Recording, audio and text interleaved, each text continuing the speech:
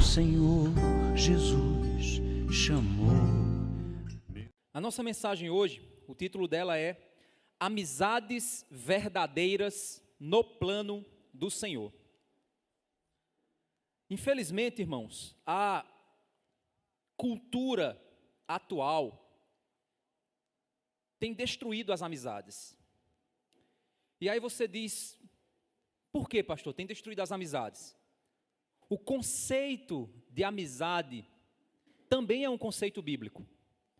Da mesma forma que o conceito de amor é um conceito bíblico, o conceito de amizade também é bíblico. O mundo entende amor como um sentimento. Quando a gente tem ouvido aí, talvez você tenha ouvido muito isso aí, ultimamente é um mantra que tem sido repetido cada vez mais. O amor venceu. O amor venceu. E a gente tem visto que tipo de amor tem vencido. E de que forma realmente as pessoas acham que é o amor vencer. Na realidade, o amor da Bíblia é um conceito diferente do amor que o mundo tem ensinado. O amor bíblico, ele visa a entrega, ele visa o serviço, ele visa a ação e não a emoção. A amizade, da mesma forma, a amizade ela tem sido redefinida. E o conceito de amizade tem se perdido na nossa geração. E é muito triste saber disso porque jovens amam amizades. Todo mundo ama amizade, mas os jovens são aqueles que vivem com mais intensidade as amizades. E se você não tiver um conhecimento do conceito real e bíblico do que é amizade, vocês podem estar cultivando falsas amizades, achando que são amizades verdadeiras. Uma das coisas que tem contribuído para destruir o conceito de amizade na nossa geração tem sido a egolatria. A egolatria é aquele pecado em que o eu é o centro. O meu ego é o centro, eu me mostro, eu quero aparecer. E aí eu me junto de amigos para me elogiar o tempo inteiro, ininterruptamente, indiscriminadamente. E eu acho que são amigos, principalmente em uma geração de mídias sociais. De outro lado também, o egoísmo, que é aquela marca em que eu penso somente em mim, tem isolado as pessoas das verdadeiras amizades. Então, se você tem muitos amigos, entenda uma coisa, não existe muitos amigos. Amigos de verdade, amigos bíblicos, não são muitos, são poucos.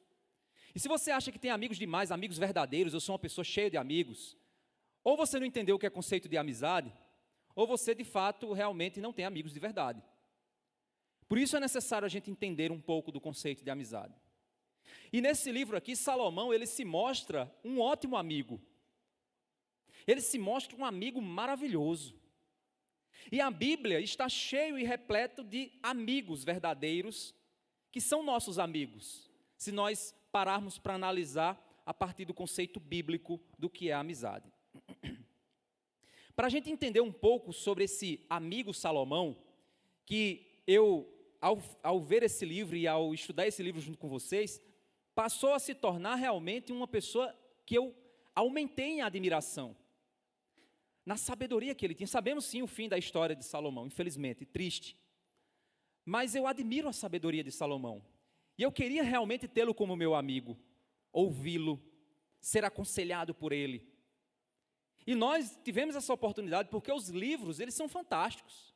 Eu amo livros porque como você pode pegar pessoas que já morreram e trazê-las para perto de você e bater um papo com elas?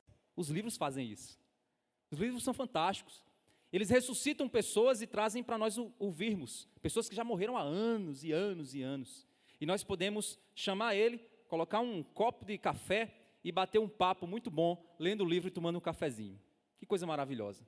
Salomão nos ajudou nessa amizade. Ele foi esse amigo para nós. E eu achei isso maravilhoso quando, no comentarista, o Emílio Garófalo... Opa!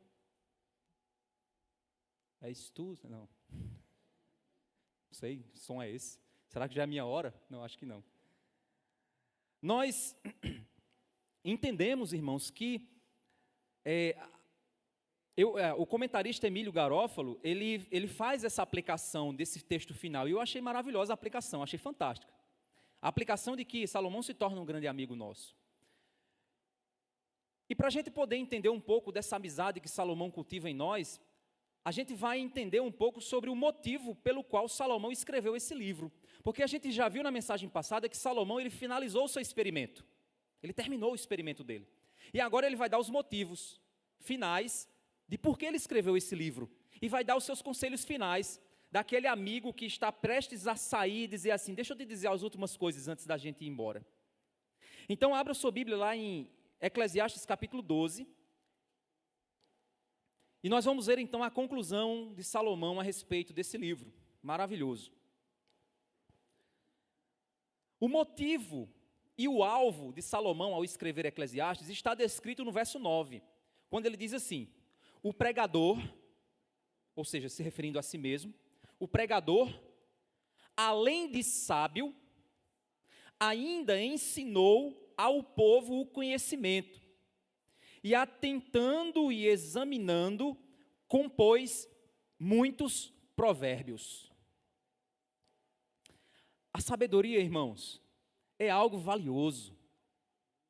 O livro de Provérbios inteiro, ele exalta a sabedoria, ele diz, olha, filho meu, pega o que tua mãe diz, pega o que o teu pai diz, usa a sabedoria como uma coroa, usa a sabedoria como um colar, se enfeita com a sabedoria. Ela é preciosa, ela te embeleza, ela te torna alguém que sabe viver a vida em um mundo difícil. A sabedoria é valiosa demais, meus irmãos. É mais valiosa do que ouro, o livro de Provérbios diz isso. E se os jovens soubessem o valor da sabedoria, eles buscariam como quem busca um tesouro. O livro de Provérbios diz isso. A sabedoria é algo valioso e todos deveriam buscar aprender a sabedoria que provém do Senhor.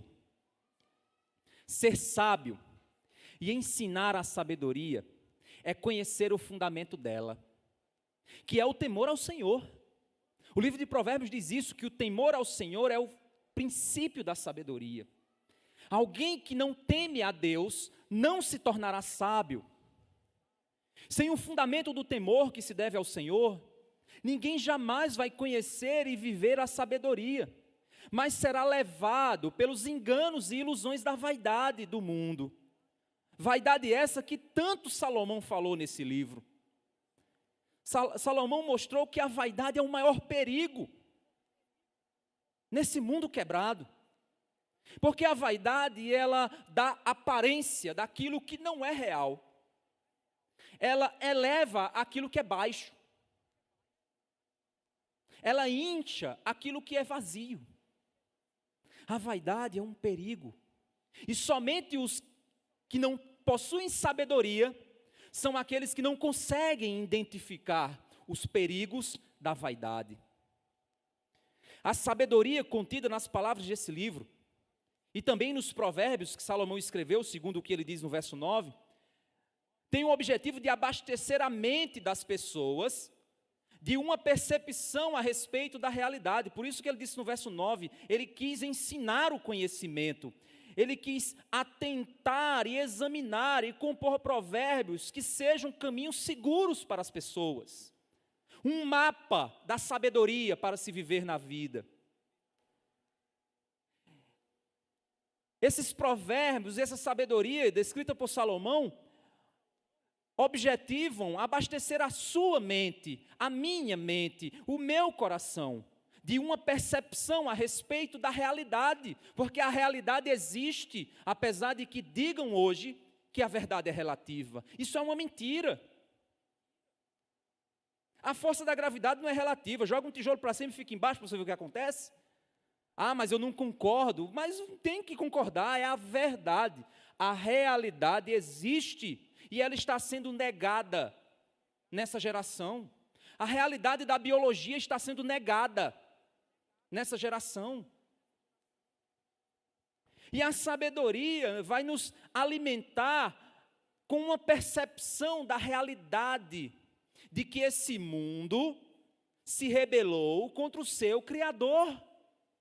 E por isso se multiplicou em obras de vaidade, em obras de aparência, em obras de ilusões pecaminosas, obras que conduzem o homem a cada vez mais destruição e tristeza. Essa geração é a geração mais livre e empoderada, mas é a mais depressiva, ansiosa e destruída de todas. E sem percepção de nada do futuro, sem visão nem da própria identidade. Salomão visou nesse livro e em seus provérbios equipar o povo de Deus com uma lente real da vida. E qual foi o método que Salomão usou para isso? O verso 10 e 11 ele fala sobre isso. Ele diz: o pregador procurou achar palavras agradáveis e escrever com retidão palavras de verdade. É interessante que parece que até na época de Salomão, palavras agradáveis e palavras de verdade pareciam que já estavam sendo coisas que não podiam existir na mesma expressão. Hoje, palavras de verdade não são palavras agradáveis e nunca foram agradáveis. A verdade nunca será agradável. Se você chegar para mim e disser: pastor, eu quero que você me diga um defeito meu. Ou então, vamos lá para aquela entrevista de emprego. Sabe aquela entrevista de emprego? Que aí você diz assim, o entrevistador chega para você e pergunta: diga aí uma qualidade sua. Aí o cara diz: qualidade minha é que eu sou uma pessoa muito esforçada. Agora diga um defeito. Meu defeito é que eu sou perfeccionista. Não, isso não é um defeito que você está dizendo. Você está se pabulando, num bom nordestinês. Você está se pabulando, dizendo que aquilo é um defeito. Agora, chega para alguém e diz assim: me conta um defeito meu. Te prepara, se segura na cadeira, porque você vai ouvir. E quando você vai ouvir, a primeira coisa que vai vir na sua cabeça é uma desculpa para tentar explicar por que aquele comportamento seu é daquele jeito. Porque a verdade, ela machuca. Isso é o que Salomão está dizendo. Ele procurou palavras agradáveis e vocês viram como foi difícil. Eu digo a vocês, esse livro aqui foi desafiador para mim pregar, viu? Foi mais desafiador do que Apocalipse. Apocalipse exigiu muito cérebro no sentido lógico, mas esse livro exigiu de mim muita filosofia, muito pensamento, muita viagem na maionese. Para olhar para o texto e dizer assim: por que Salomão está dizendo que é melhor você ir para uma casa que tem luto do que ir para uma festa? É claro que é melhor ir para uma festa do que ir para um velório. Mas Salomão está dizendo que é melhor para o ser humano ir para um velório do que ir para uma festa. E ele explica por quê. Então Salomão, ele bateu na gente. Ele bateu com as suas palavras de verdade. Ele mostrou a realidade, ele disse: o mundo é mau. O mundo é quebrado. O ser humano é complicado. Você é difícil. Isso doeu na gente. E ele diz: olha, eu procurei escolher palavras agradáveis para falar a verdade. Como é que é isso? Esse é o desafio. É o que a Bíblia chama de falar a verdade em amor. Porque também não é aquela ideia de eu falo a verdade mesmo. Tem gente que é assim, né? Eu falo mesmo a verdade. Estou nem aí, doa quem doer. Isso não é falar a verdade. É possível falar a verdade com amor. É possível chegar para a pessoa e dizer: meu irmão, eu amo você, mas você não está certo.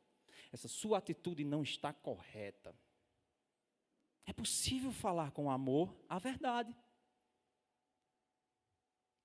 E Salomão viu esse desafio. É por isso que tem pessoas que não sabem interpretar Eclesiastes, e eu vi comentários exatamente nesse sentido, de que é um livro negativo. Não, é um livro real. É um livro de realidade. É um livro que pega esse mundo florido que você acha que é o mundo lá da Branca de Neve, dos 7 anões, e mostra para você a bruxa. Que mostra para você que não existe aqueles passarinhos que vão fazer que existisse, não era? Aqueles passarinhos que faz a limpeza da casa, né? Não existe aqueles passarinhos. Só no Branca de Neve. Não sei nem se é em Branca de Neve ou se é em outra. Eu acho que é em Branca de Neve. O método de Salomão é achar palavras agradáveis. E o verso 11 ele diz: as palavras dos sábios são como aguilhões. Olha só, gente. Sabe o que é um aguilhão? Quando você estava guiando um touro, um bicho bravo, bicho grande, você não ia amarrar uma corda e ficar segurando ele. Você não é louco. Você não ia pegar simplesmente um pedaço de pau e bater nele, porque nem todo bicho vai sentir a dor, ele vai dizer, gente, o que você está fazendo cócegas em mim? Se fosse um touro musculoso, forte, grande, meu amigo, você não ia segurar. O aguilhão é o quê? É uma barra de ferro, uma barra de madeira com uma ponta bem afiada. E você vai guiando o bicho e com aquele aguilhão ali, se ele vier para cá, meu amigo, e você espeta ele vai embora. Porque ele sente dor. Eita, vou para ali não. Vou para cá. Aí do outro lado vem um aguilhão e pá! É por isso que Paulo, lá em Atos, quando Jesus chega para ele, diz, Paulo, por que você continua recalcitrando contra os aguilhões? Palavra difícil, né? Ele está dizendo, por que, Paulo, você continua se debatendo contra os aguilhões? Ou seja, você é um touro rebelde, Paulo. Eu estou te mostrando a verdade e você continua lutando contra a verdade, dando murro em ponta de faca. Pare de dar murro em ponta de faca, seria a tradução na linguagem de hoje. Para de dar murro em ponta de faca. O que Salomão está dizendo é exatamente isso, que as palavras dos sábios são como aguilhões. Muitas vezes elas machucam, porque são a verdade. E as coleções de sentenças são como pregos bem fixados. E aí, quando você vai pesquisar os pregos daquela época, a gente vem logo na nossa cabeça aquele preguinho ali, né, que você dá uma pancadinha com martelo, né? Não, o prego era uns bichão desse tamanho de ferro forjado. E aí você usava o prego para quê? Para montar estruturas. Pregos bem fixados formavam estruturas fortes e sólidas. Então, uma sequência de pregos bem fixados possibilitam um prédio sólido e seguro ao ser construído naquela época. Então ele está dizendo que as palavras dos sábios são como pregos bem fixados, batidos, que garantem que a estrutura esteja firme. E no fim ele diz, essas palavras, provêm de um único pastor. É interessante isso. Salomão está se colocando como pastor, mas ele está se colocando como um único pastor. Mas de que pastor ele está falando quando ele diz isso? Existe um texto, meus irmãos, que nos mostra o valor da verdade com amor.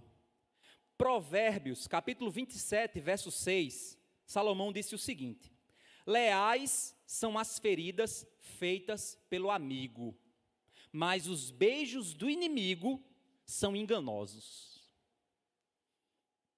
Verdadeiros amigos nos confrontam em nossos erros. Em um mundo de vaidade, ilusões e hipocrisia. Provérbios capítulo 29, verso 5 diz assim, quem lisonjeia o seu próximo está armando uma rede para os seus pés. Você conhece aquele cara que quando você chega perto dele, opa, sumidade, olha, gente, parou tudo aqui, esse cara é o top. Você conhece gente assim? Eu conheço gente assim. Sabe aquele cara que gosta de elogiar todo mundo? Não, olha, não tem gente igual esse cara. Esse cara é fantástico. Meu amigo, esse cara está aqui no Provérbios. Provavelmente esse cara está armando uma rede para você. E se você for vaidoso, é peixe na rede na certa. Porque a pessoa manipula o vaidoso assim. Esse pastor é top. Cara, vem pastor melhor do que esse. Cara, ele prega o fogo dessa. Acaba, eita, meu amigo. Se você for vaidoso, você vai eita, sou mesmo isso. Pronto, já botou a rede lá, só basta puxar. Essa é a verdade, Provérbios. São palavras duras? São, gente. Você já fez isso com alguém? Eu já. Já. Esse cara, gente boa demais, mas eu sabia que o cara não era gente boa. E eu estava lá, esse cara é top. Aí Salomão vem e diz que isso é problema de caráter nosso. Aí, dói na gente, não dói? Dói.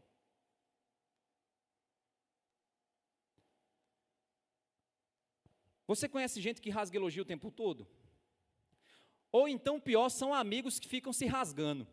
Eita, isso é o pior. Tu é lindo, tu é massa, tu é top, tu é cara, tu é isso, tá? Meu amigo, é uma rasgação de seda um com o outro, é aquele grupo ali, é uma rasgação, é uma rasgação, é uma rasgação. Tudo falsidade uns com os outros. Tudo um bando de safado querendo armar rede um para o outro. Parece duro isso, gente, mas é verdade, gente. Porque esse bocado de gente que vive de rasgando para o teu lado, seda, na hora que tu tiver na pior, não vai chegar um para te ajudar. Agora aquele cara que talvez tu acha que é chato, ele vai chegar lá e vai dizer, ei, cara, vacilasse, não foi? Tu lembra que eu te avisei? Pois foi, velho, foi. Mas vamos lá, vamos ver o que a gente faz para te ajudar? É ou não é? Uma vez eu cheguei para um jovem aqui da igreja, aí disse assim, cara, você lembra, não é mais tão jovem, né? Eu disse, tu lembra o líder, o passado da nossa igreja? Lembro, pronto, vou falar do passado, vamos lá. Tu lembra aqueles jovens que eram, de certa forma, uma referência para você? Eu lembro. Eu digo, pronto. Quando você era lá, adolescente ou pré-adolescente, tinha alguns jovens mais velhos que eram referência para você? Tinha, certo. Tinha os jovens referência que eram os caras legalzões, assim, aquele cara legalzão? Eu disse, tinha. Tinha os chatos, os líderes chatos? Tinha. Com a visão que tu tem hoje, quem você agradece a Deus pela vida dele? O cara que ficava rasgando seda para você? Ou o cara que era chato e que chegava para você e puxava a tua orelha quando tu era mais jovem? Eu já perguntei isso para alguns jovens aqui da igreja, alguns que não são mais tão jovens. E a resposta padrão é, eu sou grato pelos chatos. Nosso irmão Alírio foi líder de juventude, né? Durante muitos anos, né, Alírio? Eu acompanhei lá o finalzinho ali da jornada do Alírio na liderança da juventude da igreja. Ele chegava, rasgava, você que está aí, você está... Ele era o líder chato. Mas tinha gente que era o líder legalzão. Não, galera, bora ali, galera. Vai olhar o fim. Vai olhar quem mais contribuiu para o teu crescimento espiritual. Foi o líder que pegava no pé, que reclamava, que dizia não. Era esse o cara que fazia isso. Por isso que Provérbios 29:5 diz que quem lisonjeia o seu próximo está amarrando uma rede para os pés dele. Então cuidado, meu caro. Gente que te elogia demais. Cuidado. Outro tipo de problema, que agora, gente, eu vou ser muito cuidadoso com o que eu vou dizer, Deus me dê misericórdia. Mas nós vamos passar por um período no nosso país de uma coisa chamada ódio dissimulado. Pá! Acaba cai no chão. Isso é por amor à liberdade. Amarra, pá, pá, pá. Por quê?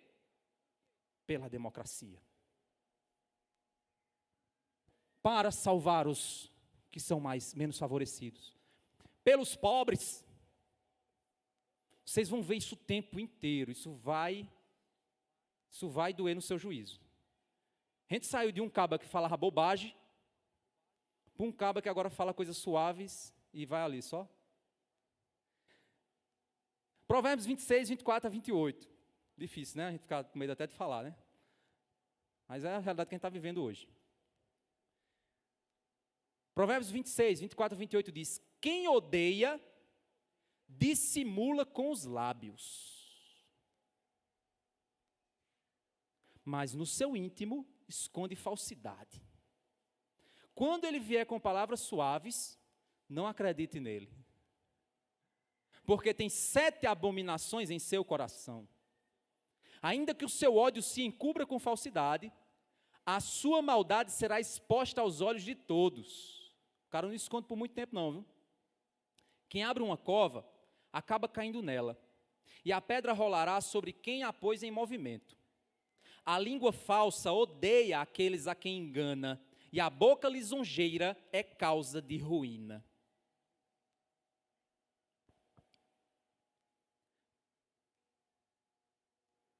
Cuidado com dissimulações que tendem a esconder as verdadeiras intenções e a verdadeira malignidade do pecado. Muda-se até os nomes. Matar crianças vira direitos reprodutivos da mulher. Muda o nome. Matar crianças se transforma em direitos reprodutivos femininos. Se transforma em questão de saúde pública. Muda de nome. Mas é a mesma maldade. Só que tem um nome bonito, lisonjeiro. Um nome fantástico. Um nome de libertação. É assim que acontece.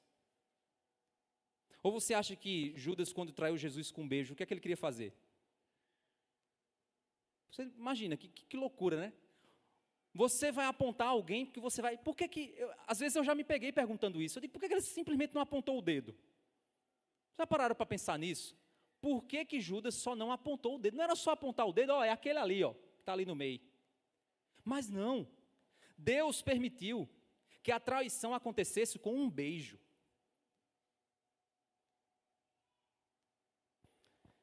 E quando era criança, aí fazia umas ruindades, aí minha mãe reclamava, dava uma chinelada em mim, aí eu corria para ela e dava um abraço e um beijo nela. Ela fazia, isso é beijo de crocodilo. Aí eu dizia, mãe, não é beijo de crocodilo, é lágrima de crocodilo, a senhora está errando a frase. Aí eu tinha que correr, porque senão ela ia me dar outra chinelada. É assim, gente. Esse é o mundo real. O mundo carece de verdade. O mundo carece da verdadeira amizade. Verdadeiros amigos guiam outros no caminho da segurança eterna do Senhor. Por esse motivo, meu querido, o seu melhor amigo é seu pai e sua mãe. Meu jovem, o seu melhor amigo é seu pai e sua mãe. Pode ter certeza disso. É indiscutível. A não ser que sua mãe seja uma jararaca e seu pai seja um urso. Mas fora isso, se for de carne e osso, ser humano, eles são seus melhores amigos. É indiscutível. Qualquer pai aqui, que já foi filho, hoje, como pai e mãe, olha e diz, meu pai e minha mãe sempre foram meus melhores amigos. E aqueles boizinhos, aquelas boizinhas que eu dei ouvido, só queriam me desmantelar. Pode ter certeza. Sai aí, faz uma pesquisa, jovem. Se tiver algum jovem aqui querendo fazer jornalismo, faz a pesquisa. Pega uma prancheta, aí sai perguntando para os que são mais velhos aí, e aí, na tua juventude, como é que foi? A resposta vai ser padrão. Os seus melhores amigos são seus pais. Sabe por quê? Porque eles não estão interessados em te agradar. Eles estão interessados em te guiar. O mundo carece disso. E tem sido um perigo, gente, para a juventude de hoje. Os pais mais jovens, viu? Cuidado com as filosofias seculares. Cuidado com a internet e suas milhões de influenciadores, mães influenciadoras e pais influenciadores. Cuidado com isso. Sabe por quê? Porque a Bíblia diz que o pai que ama seu filho, repreende ele. Mas aquele que não repreende, abomina a alma do filho. Então, tem pais que têm medo de reclamar para não traumatizar o bichinho. Porque tem uma pesquisa, a última pesquisa que saiu da Universidade de Massachusetts, Ohio, que diz que não sei o quê, e no outro ano a pesquisa já vai mudar. É igual a café, todo ano o café é bom e o café é ruim, o café é bom e o café é ruim. Já viram isso? Todo ano, depende da baixa temporada. Quando a safra cai, o café vira bom, porque é para o povo comprar mais. Quando a safra está muito alta, para o preço não subir, aí uma empresa de café compra uma reportagem para dizer que o café é ruim. Aí baixa para não inflacionar o mercado do café. Você acha que pode não ser isso? Quem sabe se não pode ser isso? Estou aqui viajando na maionese, estou criando uma teoria da conspiração. Mas vocês sabiam que existem empresas que compram pesquisas? Existe sim, gente. Para dizer para você que tal medicamento é fantástico.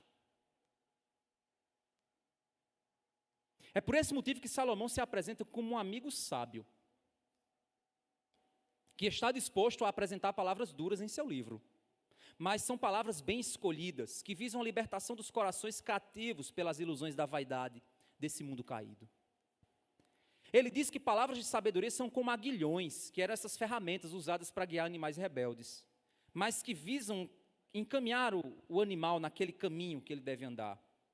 Ele usa a figura da coleção de palavras ordenadas. Ele está dizendo o seguinte, olha, se eu ordeno palavras sábias, frases de sabedoria, são como pregos bem pregados. Cada prego, cada palavra posicionada corretamente, funciona como um reforço estrutural. Palavras dos sábios são assim. No entanto, meus irmãos, a grande verdade que vem no final do texto é que tudo isso provém de uma fonte. Salomão não usa suas próprias palavras, ele diz, olha gente, eu sou apenas um comunicador. Eu estou apenas comunicando a sabedoria que vem de uma fonte, de um único pastor, de um supremo pastor.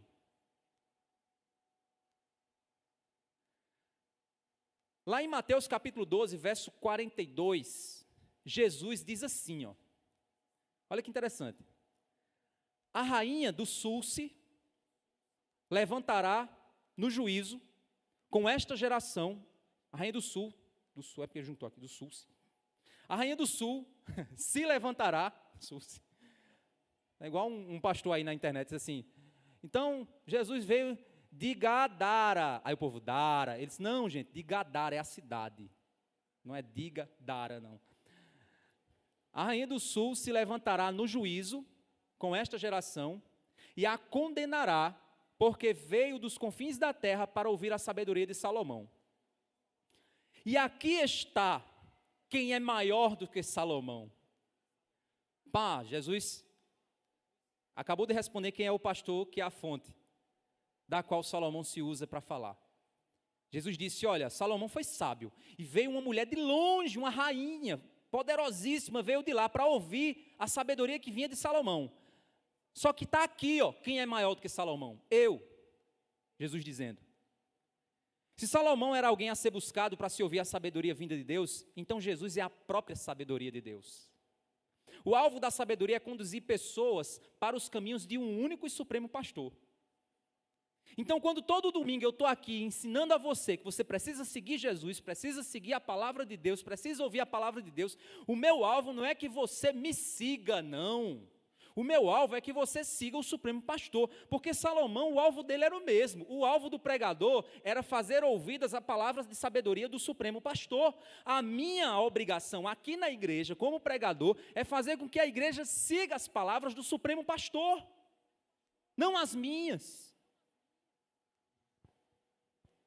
Por isso que lá em João capítulo 10, o verso 14 ao verso 16, Jesus diz assim, eu sou o bom pastor, conheço as minhas ovelhas, e elas me conhecem, assim como o Pai me conhece, e eu conheço o Pai, e dou a minha vida pelas ovelhas. Ainda tenho outras ovelhas, não deste aprisco, ele estava falando da gente, preciso trazer também estas, elas ouvirão a minha voz, então haverá um só rebanho e um só pastor. Mesma coisa que Salomão falou. Jesus respondeu, lá em João capítulo 10, verso 25 a 28. Jesus respondeu, já falei, mas vocês não acreditam. As obras que eu faço em nome do meu Pai. E essas obras dão testemunho de mim. Mas vocês não creem, porque vocês não são das minhas ovelhas. As minhas ovelhas ouvem a minha voz, eu as conheço e elas me seguem. Eu lhes dou a vida eterna, jamais perecerão e ninguém as arrebatará da minha mão. Esse é o pastor que Salomão está falando. É a sabedoria dele que Salomão falou. Sabe por que você muitas vezes, meu irmão, não quer obedecer a palavra de Deus? Quando ela te confronta com dureza. Quando ela mostra que você está errado. Quando ela mostra que você precisa tomar uma decisão diferente do que você quer. Sabe por que você não quer seguir? Porque talvez você não seja ovelha. Talvez você não seja ovelha do pastor. Para ser ovelha, você precisa negar a si mesmo, tomar a sua cruz e morrer para seguir Jesus. Enquanto você quiser ter a sua própria sabedoria, as suas próprias opiniões vaidosas e enganosas, você não vai ouvir a voz da sabedoria do Supremo Pastor, porque ele vai dizer para você A e você vai querer B, ele vai dizer para você B e você vai querer A. Você não segue ele, você não quer saber dele, você quer saber somente de si mesmo. Você irá para um caminho enganoso, e ao ouvir os elogios de um mundo igualmente cego, você vai cair em uma cova, e pode ser tarde demais. Cerque-se de amigos que te ferem, quando necessário, por amor. E com certeza Jesus é um amigo que vai te ferir por amor. Mas tenha certeza, ferida maior ele já recebeu por você.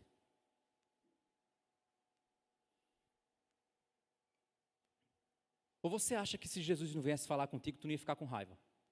Não, mas é Jesus, eu com raiva de Jesus? Ah, Jesus.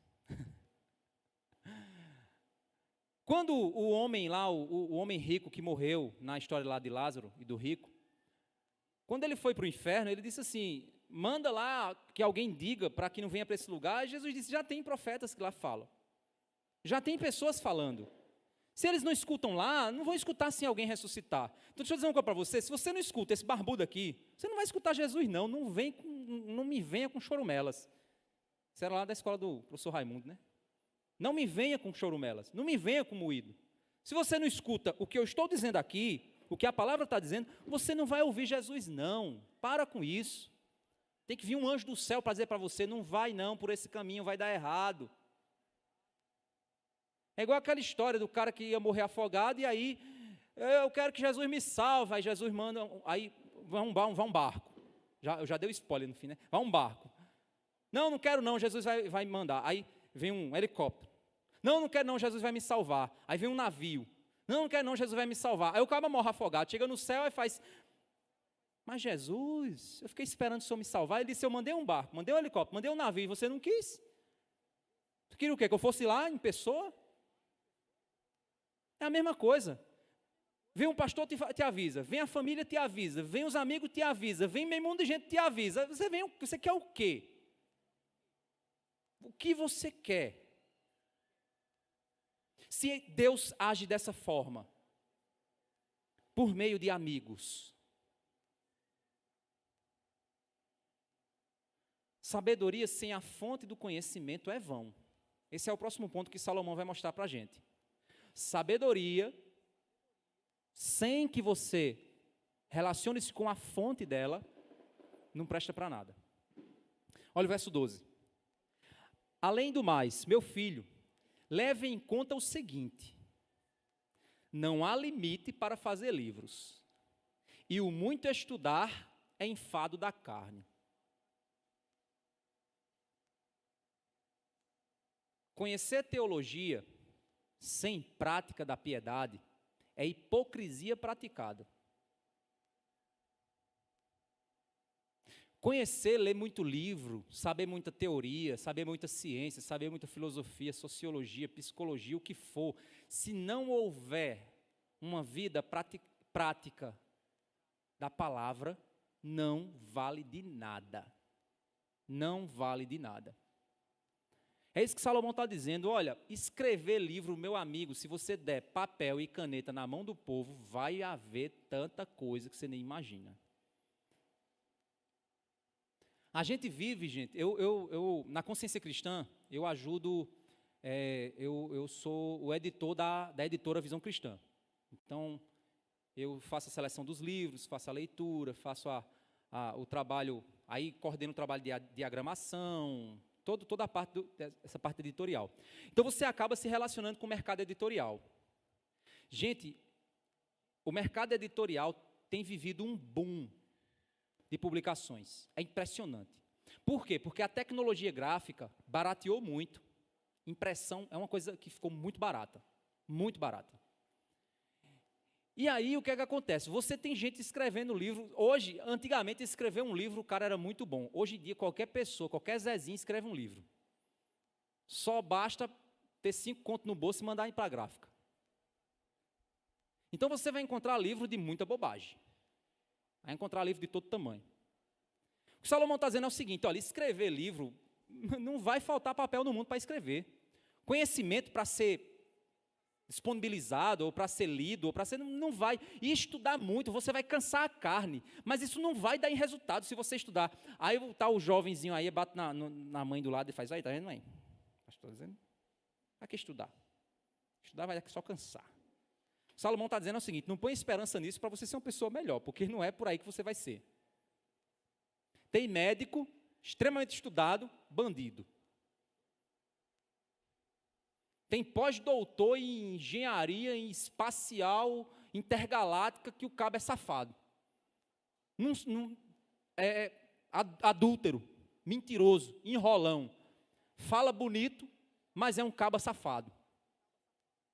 Então Salomão está dizendo o seguinte: olha, meu filho, leve em conta o seguinte: não há limite para fazer livro. Não há limite para você ler. Não há limite para você adquirir conhecimento. É muita coisa. E muito disso é enfado da carne. Toda informação, meu irmão, para que seja útil, ela tem que provocar mudança na sua vida. Toda informação deve te levar em direção à fonte da sabedoria, que é Deus. Por isso que muitas vezes a ciência é perigosa, porque a ciência ela encanta. Mas uma ciência que não te leva à fonte da verdade é a falsa ciência. Porque, entenda uma coisa, a verdadeira ciência produz adoração a Deus. Ela não conflita com a verdade de Deus. Essa é a verdadeira ciência. O verdadeiro conhecimento te torna muito mais piedoso. O conhecimento não envaidece, só envaidece o tolo. O conhecimento na mão do sábio encanta. Até o Portela fala isso, né? Aquele que eu falo, né? Mário Sérgio Cortella, não é Portela não, Portela é uma escola de samba, né? Ele diz que o conhecimento, ele serve para encantar, não para humilhar, não, ele serve para encantar as pessoas. Interessante isso, apesar de não concordar com muita coisa que ele diz. O conhecimento a respeito de Deus nunca cansa. E por isso, sabedoria é conhecer e ser conhecido pelo Senhor. E provém de um relacionamento que nos capacita a ver a verdade com os nossos olhos e praticar uma adoração com o nosso coração. Salomão passou um livro inteiro nos confrontando com as ilusões desse mundo, mostrando a verdade debaixo de toda a espuma da ilusão humana, para por fim nos dar o que produzirá a verdadeira adoração e a alegria de viver. Salomão, como um bom amigo, ele foi chato, realista, e no fim mostrou onde está de fato a fonte do verdadeiro conhecimento e satisfação, no único pastor. O verso 13 e 14 é quando ele chega à conclusão. Salomão ele vai concluir aqui que tudo o que importa é temer ao Senhor. Olha o que é que ele diz. De tudo o que se ouviu, a conclusão é essa. Ele passou um livro inteiro e agora ele vai dar a pancada final. Tema a Deus e guarde os seus mandamentos. Duas coisas. Duas coisas eu quero deixar para você aqui hoje. Salomão está dizendo. Duas coisas Salomão quer deixar depois dessa série de meses. Duas coisas só. Primeiro, tema a Deus. Segundo, guarde os seus mandamentos. Porque isso é o dever de cada pessoa.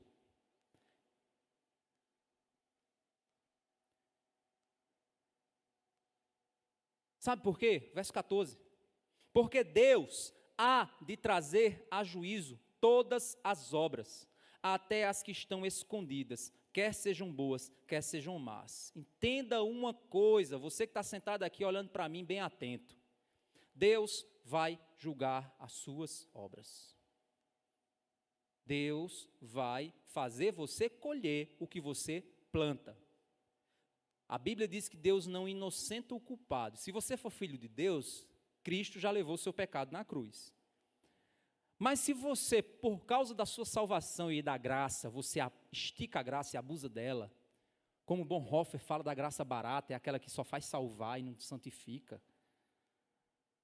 Se você é do cara que está aqui e está mentindo para Deus, enganando a Deus e querendo uma vida dupla, Entenda uma coisa, Deus não é menino. Deus não é moleque.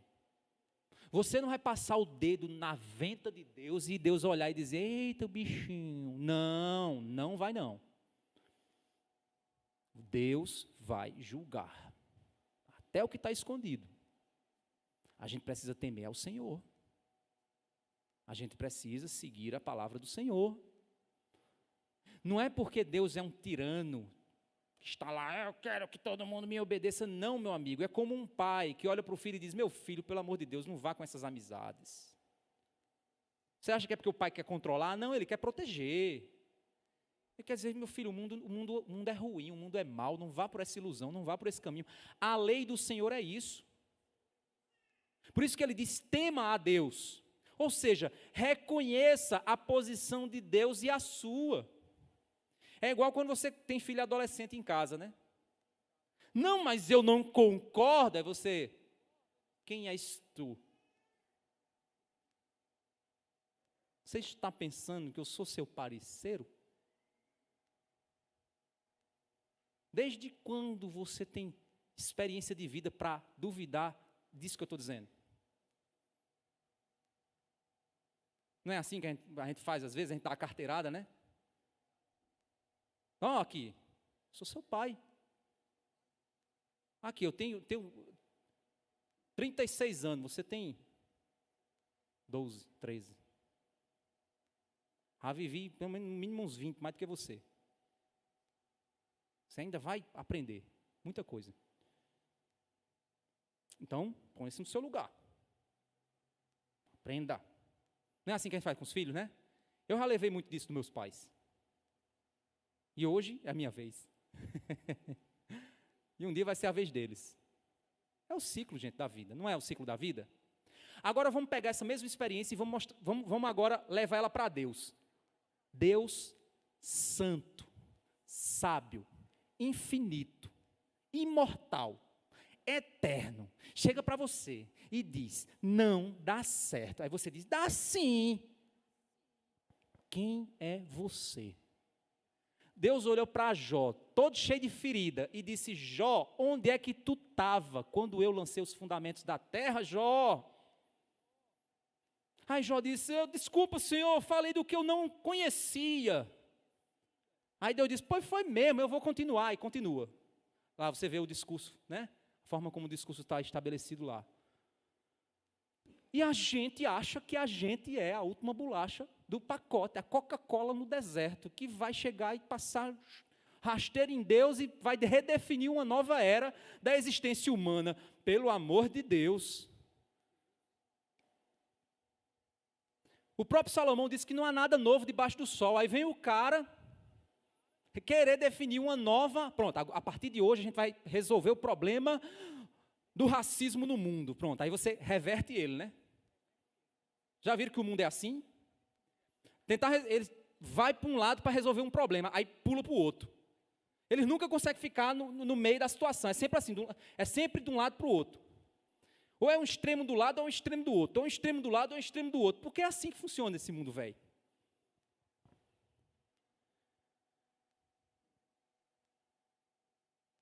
Tema a Deus, a santidade dEle e a sua pecaminosidade. Perceba isso. A justiça dEle ao enviar o seu filho para pagar pelos erros que são seus, te chamar de filho por amor. Tema esse Deus que de modo justo te condenaria, mas que de modo igualmente justo Ele escolheu te amar e morrer por você para te salvar. Tema esse Deus, pois Ele não deve nada a você. Restitui, eu quero de volta o que é meu. Coitado, é que é teu, homem. O que é seu? Tu estava lá quando nada havia? Tema esse Deus, pois Ele não te deve nada, mas você deve tudo. Já parou para pensar, se você que está aqui ouvindo essa mensagem, tivesse nascido num país perseguidor do Evangelho, que eles arrancam as unhas das pessoas uma por uma, só porque elas acreditam em Jesus. Eu estava lendo uns relatos, que aí eu não gosto de ler, gente, eu fico perturbado com isso. Eu sei que é uma realidade, mas eu fico perturbado. Eu fui ver uns relatos de perseguição em países. Gente, que coisa cruel é você... Um dos métodos de tortura é empurrar frepa de madeira entre as unhas, gente. Gente, que coisa cruel. Imagina aí. Mas você está aqui bem sentadinho olhando para a minha cara. Por que você não nasceu lá? Por quê? Tema esse Deus. Tema a Deus para ser sábio, saber viver bem nesse mundo, com um coração movido pela fonte da sabedoria, o único pastor. Guarde os seus mandamentos. Não apenas siga, medite, proteja, fortaleça, faça frutificar no seu coração. Ame a lei do Senhor. Entenda como é seguro ter um mapa tão perfeito como a palavra de Deus nesse mundo, que te ajuda a decidir, te ajuda a viver. Era interessante, irmãos, quando eu gerenciava em empresa, tinha uns colegas meus, pares, né, gerentes de mesmo nível, que os caras faziam as coisas erradas. Aí eu tive um gerente que o cara era o cão chupando manga mesmo. Olhava, ele estava com a manga na boca. O cara fez um inferno na minha vida. Aí o cara me pegou e me botou no pior setor da empresa. O apelido que se dava ao setor era Inferninho. Olha o nome que o pessoal dava para o setor. A confiabilidade do departamento lá girava em torno de 10%, 12% de confiança do departamento lá. O cara me botou para gerenciar o departamento. Michele lavava roupa que só o caramba, porque as roupas ficavam duras, porque era de cimento, né? Ficava dura. Porque eu entrava assim, saía branco do outro lado, aí eu tirava o óculos assim, ficava só o negócio do óculos, né? Era terrível. Era terrível. Aí a equipe disse, não, tu faz assim, faz assado, bota um número aqui, um número assim, tal, aí a gente vai, não, vamos fazer o que é certo. Aí comecei a pesquisar, estudar, olhar os defeitos, não, vamos atacar os defeitos, vamos entender a engenharia por trás das coisas, e tá, e pá. Gente, para a glória de Deus, começou a subir os números. Aí a gerência, a diretoria da unidade no Brasil, disse assim, peraí, o que esse cara está fazendo? Pelo amor de Deus, gente, eu não estava fazendo nada, fazendo apenas o meu trabalho. Pelo amor de Deus, só fazer o que tem que ser feito. A vida não é assim. Como é que um governo prospera? Se o governo fizer o que tem que ser feito, gente. Uma coisa simples aqui. Desde quando você não aumentar o salário e fazer o povo pagar imposto, vai fazer o povo ficar mais rico? Pelo amor de Deus, não precisa, se eu chegar a explicar isso para minha filha de 5 anos de idade, ela vai saber responder. Se eu tiro o dinheiro do povo e não aumento a renda deles, como esse povo vai ficar melhor de vida, gente? Pelo amor de Deus, isso é uma lógica básica. Por isso que Provérbios diz o seguinte, que um governo que pede muitos impostos leva uma nação à ruína. Tem um provérbio que diz isso. Aí você diz, como Salomão é sábio? Não, ele só não é burro, só não é ladrão. Precisa ser muito especialista em economia para entender isso, gente. A mesma coisa é a vida. Não precisa você ser uma pessoa ruim para você entender que se você não fizer um trabalho correto, não vai sair coisa boa, não. Não vai, se você não for honesto na sua empresa, se você não fizer a coisa direito, mesmo que você leve no começo. Porque onde eu estava, o chefe começou a ficar com raiva. Porque aí começa logo o negócio. Eita, rapaz, esse boizinho aí vai tomar o lugar do gerentão. Tá, o bicho aí está melhorando aí, a diretoria já está de olho no cara. Vai botar o cara, vai demitir o outro e botar ele no lugar. Aí pronto, aí minha vida virou um inferno. Aí o cabo começou a dizer, pô, vou derrubar esse boizinho agora. Olha só que coisa, quanto mais você fazia o que devia ser feito, o resultado vinha, e mais uma determinada pessoa vinha para lhe oprimir. Aí eu digo, não, então eu vou desmantelar o negócio. É assim que a gente tem que viver como crente? Não, aí é que a gente tem que fazer direito. E dizer, Deus me salva da boca do leão, Deus me salva da fornalha de fogo. É assim que a gente tem que fazer. E aí Deus vem e nos livra, nos liberta, nos ajuda. Por isso que a sabedoria é segura. Porque quando a gente vive pela sabedoria de Deus, quando a gente guarda os mandamentos do Senhor, Ele está a nosso favor, porque nós estamos nos caminhos dEle. Tem um salmista que diz assim, Salmo 119, 97 e 104. Esse salmo é muito precioso, gente. É muito precioso. Ele diz assim, olha o que esse salmo diz. Jovem, você que é jovem, que tem 18 anos, vá para o exército, então uma propaganda que é assim, né? Jovem, você que é jovem, vamos ler esse salmo aqui e aplica ele para a tua vida. Olha o que é que ele diz. Quanto amo a tua lei. É a minha meditação todo dia. O teu mandamento me torna mais sábio do que os meus inimigos. Porque eu o tenho sempre comigo. Eu compreendo mais do que todos os meus mestres. Porque medito nos teus testemunhos. Sou mais entendido do que os idosos. Porque guardo os teus preceitos. De todo mau caminho desvio os meus pés para observar a tua palavra. Eu não me afasto dos teus juízos, pois tu me ensinas. Quão doces são as tuas palavras ao meu paladar, mais que o mel à minha boca. Por meio dos teus preceitos eu consigo entendimento. Por isso detesto o caminho da falsidade. Olha que coisa preciosa. Como é que um jovem pode se tornar mais sábio que um idoso? Está aqui o segredo. Está o jovenzinho lá e os idosos tudo olhando e dizem, amigo, esse boizinho é desenrolado. Caramba, o cara é novinho, mas vive, ó. O cara é firmeza. Sabe como? Amando a palavra. Praticando a palavra, guardando a palavra. E ele diz que isso é dever de cada pessoa no texto. Ou seja, não é uma opção.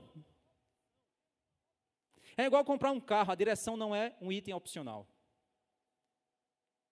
Ser crente não é uma opção. Dizer assim, não, acho que eu não vou guardar a palavra de Deus, não. Não, é obrigação. É o dever. É uma determinação a qualquer um que se chame servo do Senhor e que queira ser pastoreado pelo único e supremo pastor, viver uma vida de alegria debaixo do sol. Sabe por quê?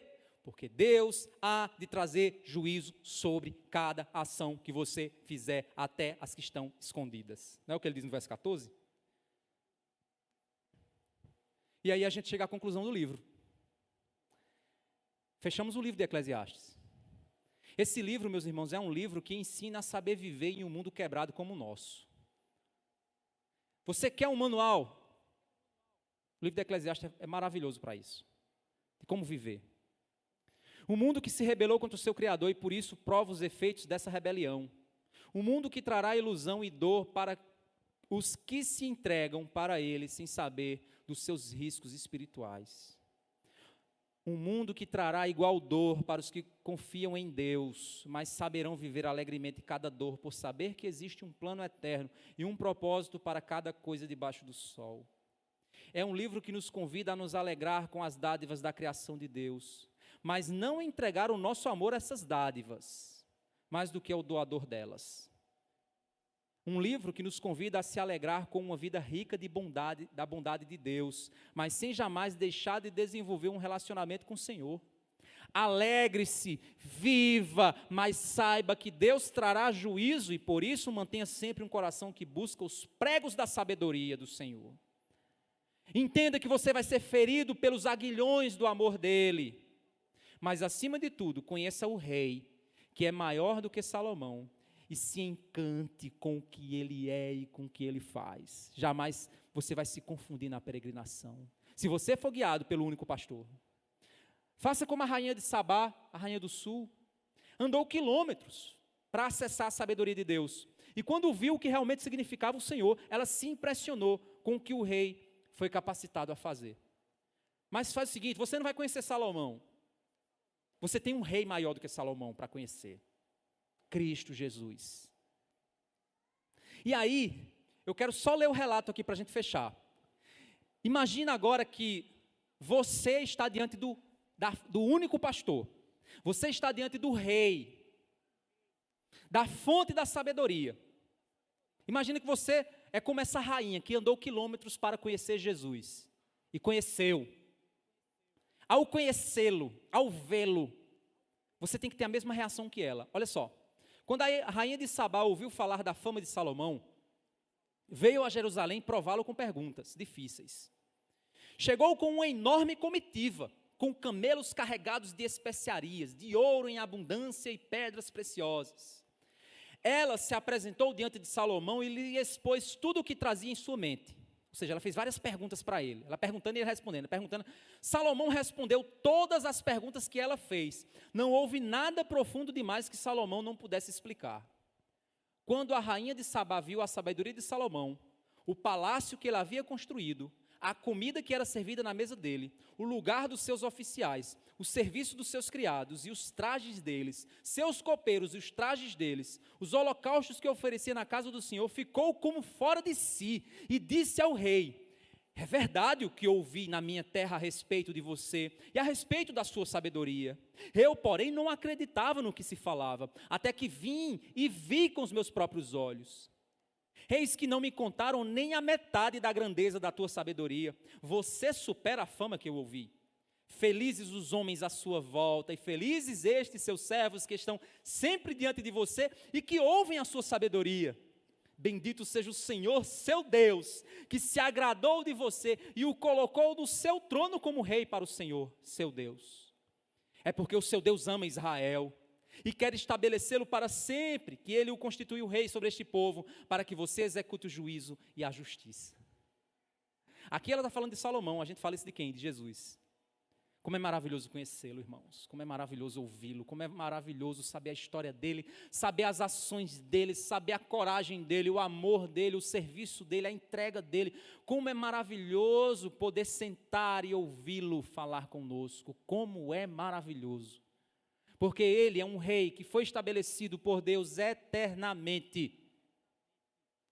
E não há sábio como ele, superior a ele. Então que nós, irmãos, possamos crer nisso. Salomão, o que ele fez em todo esse livro foi apenas dizer o seguinte: o que eu desejo é que você seja pastoreado pelo Supremo Pastor. E isso você faz ouvindo a sabedoria dele. Ouça a voz do pastor e siga. E com certeza, você não vai se enganar. Quando o Senhor Jesus chamou meu coração,